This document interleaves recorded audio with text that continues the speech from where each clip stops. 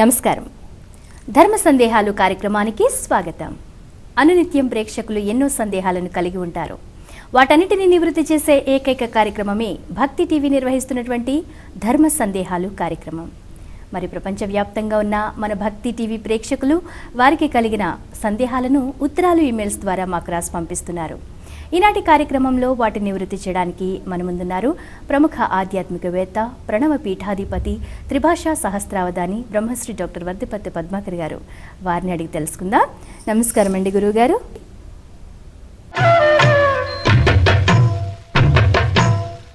గురుగారు, మొదటి ఉత్తరం చూద్దామండి. కరీంనగర్ నుండి నారాయణరావు గారు పంపించారు.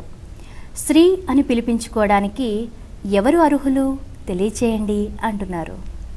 లక్ష్మీ నివాస నిరవద్య గుణైక సింధో సంసార సాగర సముత్తరణైక సేతో వేదాంత వేద్య నిజ వైభవ భక్త భోగ్య శ్రీ వెంకటాచలపతే తవ సుప్రభాతం అని భగవంతుడికి ముందు నమస్కారం చేసుకుని శ్రీ అని పిలిపించుకోవడానికి ఆయన మొట్టమొదటి అర్హుడు.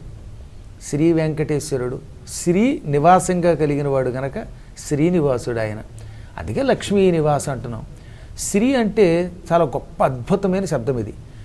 సంస్కృతంలో ప్రతిదానికి ఒక నిర్వచనం ఉంటుంది. శ్రింగ్ సేవాయాం, శ్రింగ్ అని ఒకటి ఉన్నది. ఈ ధాతువుకి అర్థం సేవించుట. శ్రీ అంటే అర్థం ఏమిటనమాట, ఎవరైనా తనని సేవిస్తే వారిని తాను సేవిస్తుంది కనుక అమ్మవారు లక్ష్మీదేవిని శ్రీ అన్నారు. అమ్మా అని ఆవిడని సేవిస్తే ఆవిడ మనల్ని సేవిస్తోంది కనుక, అంటే సంపద రూపంలో, పశుపత్ని, గృహాదుల రూపాల్లో సేవిస్తోంది కనుక. అంటే శ్రీ అనేది సేవకార్థానికి కూడా వాడతారు, గౌరవ సూచకంగా వాడతాం, సంపదలకి చిహ్నంగా వాడతాం. ఇది అనిపించుకోవాలంటే ఏదో పేరులో శ్రీనివాసుడనో శ్రీ వెంకటేశ్వరునో పేరు పెట్టుకుంటేమో చెప్పలేం, కానీ గౌరవ సూచకంగా కూడా దీన్ని వాడతాం కనుక శ్రీ పద్మాకర్ గారు, ఏదో శ్రీ ధర్మ సందేహ పృచ్ఛకురాలు ఇలాగా పిలవడం గౌరవ సూచకం. సహజంగా పీఠాధిపతులకి మాత్రమే 3 శ్రీలు వాడాలి. ఒక్క శ్రీ కంటే ఎక్కువ ఇతరులకు వాడకూడదు, గుర్తుపెట్టుకోండి.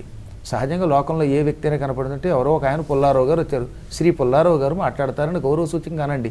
ఆయన కూడా సంపదలు పొందాలనే ఉద్దేశంతో పలకచ్చు, అది పవిత్ర శబ్దం కనుక. అమ్మవారిని శ్రీమాత అంటున్నట్టుగా ఎవరినైనా తల్లుల్ని పిలవచ్చు. కానీ 3 శ్రీలు వాడాలంటే దాని వెనకాతల అర్హత ఏమిటో చెప్పారు.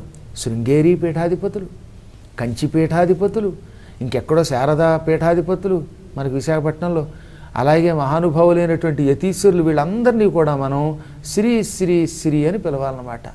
శ్రీ శ్రీ శ్రీ గణపతి సచ్చిదానంద స్వామి వారు, దత్త విజయానంద తీర్థవారు అని ఉత్తినే అనకుండా శ్రీ శ్రీ శ్రీ అంటే అది గౌరవం.